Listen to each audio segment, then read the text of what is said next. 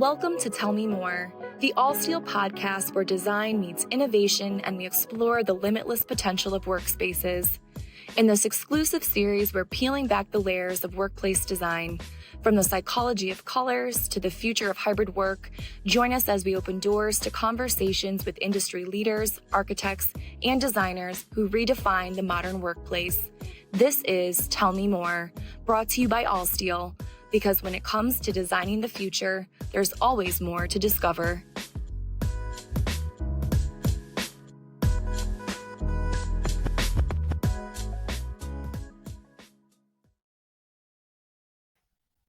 Hey there, and welcome to the Tell Me More podcast.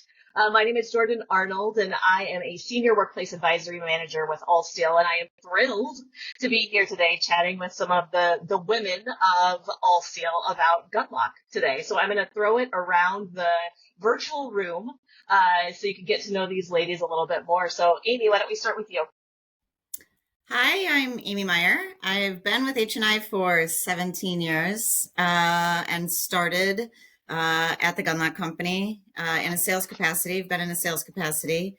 So I cover my market and talk about Gunlocke every day. So I'm ready to share some stories today. So you got a few stories to tell. I do. Excellent. Glad to hear it. All right, Beth, how about you?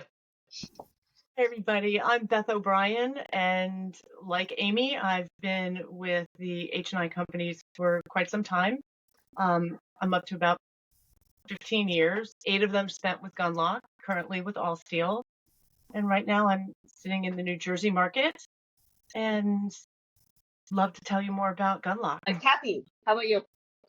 Sure. I'm Cathy Salerno. I'm in the Washington, D.C. market. I've been with H&I for 18 years. Started out on the Hahn side and then moved to Gunlocke. So I was at Hahn for 10, Gunlocke for 5, and now Allsteel for 3. Excellent. Well, I think it's clear that there is a depth of knowledge, and I think just a bounty of stories that exists on this call right here. So I'm super excited to chat with all of you. I'd like to start just thinking about a favorite story about Gunlocke as a whole. It can be related to products, manufacturing, the people. I'm sure you guys have a litany of stories in your pocket about Gunlocke. Do you guys have a favorite? Does someone have one that they want to share to kick us off? I do. You do. Oh, Beth's ready. Beth's ready to go. I am. I have a story that I like to tell. Let's hear it. My husband is a custom furniture maker. He's a craftsman in wood. He works with wood. And I was so excited when I started to work at Gunlocke and brought him to the Gunlocke showroom in New York. And the first thing he did when he walked in was he walked over to the most beautiful office and he started touching the furniture, like opening the closet and touching it on the inside. And I said, honey, what are you doing? You're like, hands off. And like, what are you doing? And he said, you know what? People pay me a lot of money to sand every side of a piece of furniture, whether fingers are going to touch it or not. Yeah. I wanted to see if your company cheaped out. They don't. Yeah. And so it had my husband's seal of approval. And I'm always really proud because the hand sanding process is really important to the Gunlocke story. It is like the finish is only as good as when we do the hand sanding. We tried using machines at one point, and then we weren't satisfied with the product, and so we've gone back to hand finishing. It really is about the quality and the craftsmanship of the product that makes me so proud of selling Gunlocke product. That's great. Beth, have you ever done an evaluation of Gunlocke's process versus your husband's? Like, who does it better? Or is that a dangerous game for you to play? No, it was kind of fun. He got his Gunlocke factory tour last summer. Did he? And he got to see how we do it on a commercial level. He was blown away. Just walking into the area full of flitches, and then seeing how we put them together, and some of the machinery that we have in the factory is bigger than the barn he works in. Like to see how you do it on a commercial level versus how he does it. He was blown away, and I was super proud. Awesome. Really I love it. The best of both worlds, really. The old craftsmanship and then all the new technology all blended together really makes it beautiful. Yeah. Cathy, since you jumped in, do you have a favorite story about Gunlock that you would like to share Well, with the group? I like to always talk about that we've had 10 presidents that have sat in a Gunlock chair. And being in Hmm. Washington, D.C., we get requests for chair demos a lot. And I just think that's really cool. And we designed the Washington chair really for John F. Kennedy. He had a bad back and he was looking for a chair that offered support.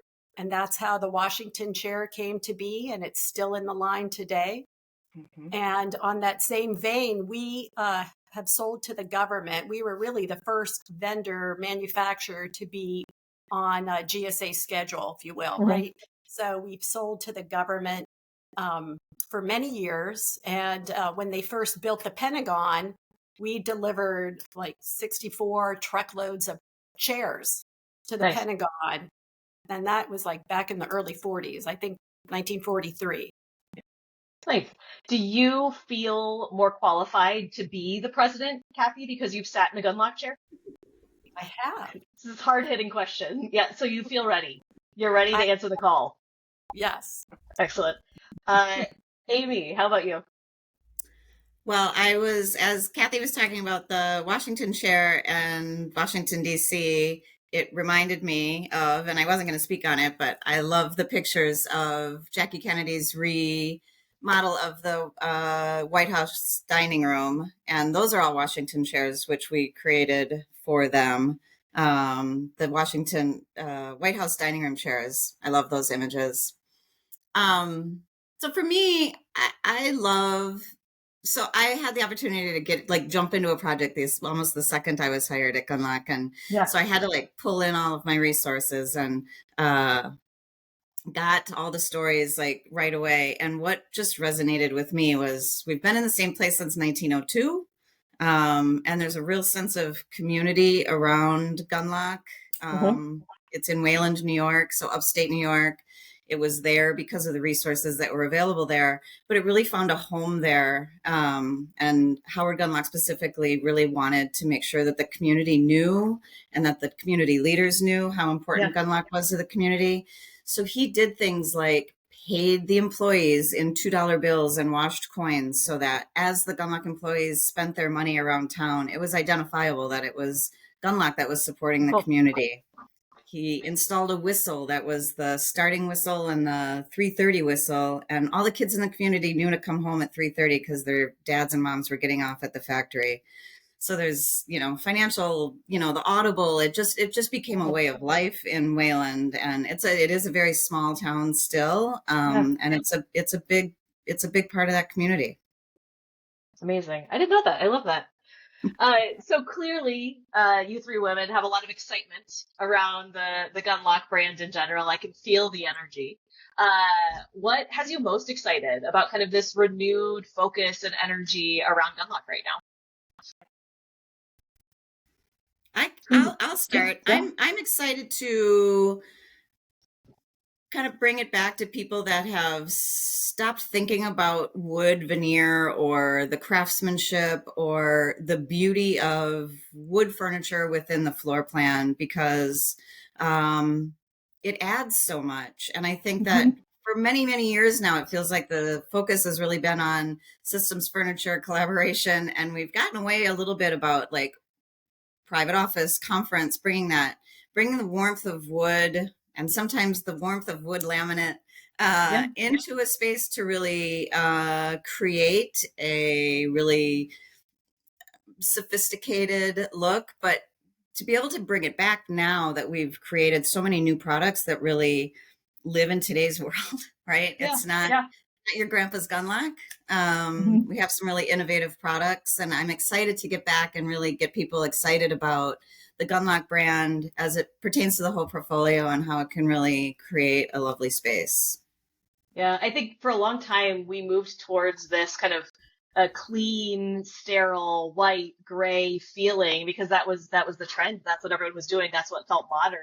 But what I'm seeing and feeling today is this desire for warmth, right? And community, and all of that really connects, I think, really nicely with Gunlock's look and feel. Yeah. Cathy, what are you excited about? You just look like you're jumping out of your chair. I know, right? Well, I just love working with Gunlocke. The people, the product team, the field service team. There's been people at Gunlocke for so many years. They have such a wealth of knowledge and really are excited. The factory gets excited when a project's coming in, for them to build. They love knowing what's coming down the road. It's just really fun to work with everyone, and just that breadth of knowledge. It's amazing. Yeah, that's great. What about you, Beth?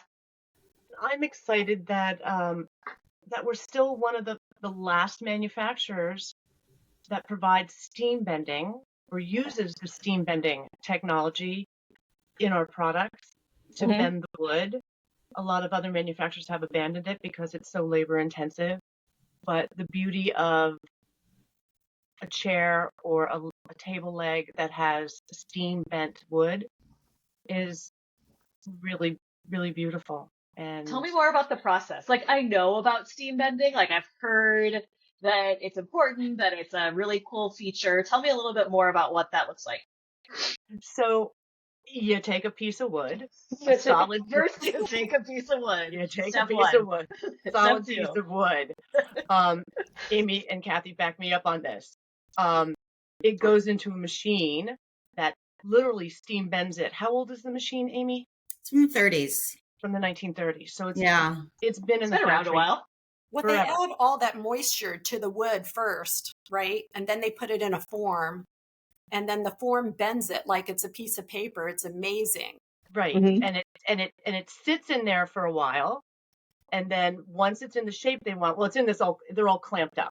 Yeah. And then they hang them and they go into these kiln areas where they air dry for an extended period of time until the moisture content is where they want it to be, so that you can then construct the chair.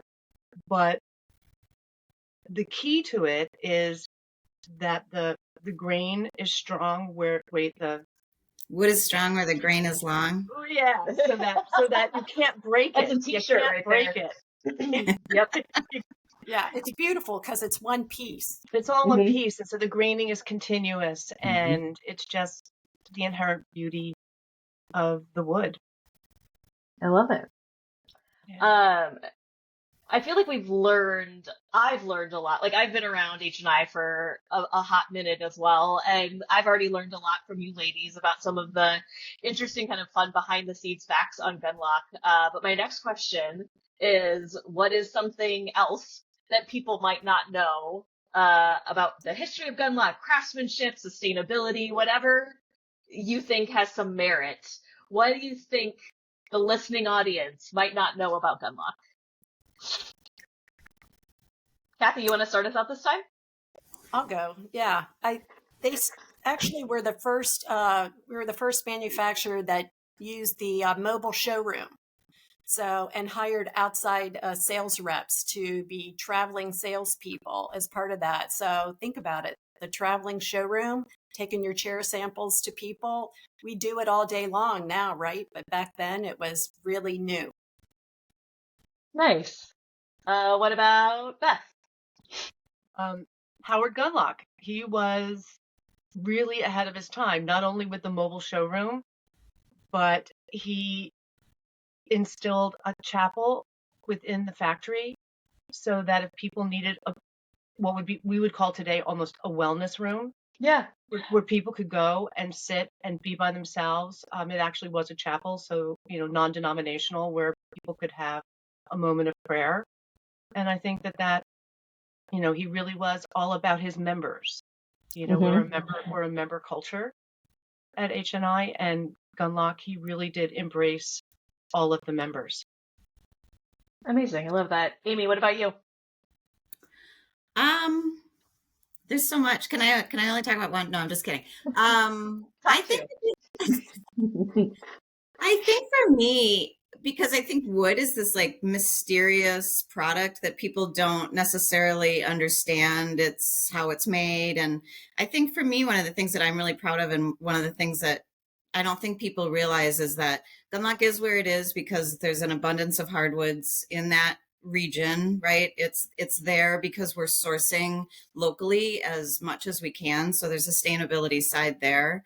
But we're also bringing in all of our own hardwoods and hand selecting them and hand laying them up and matching them.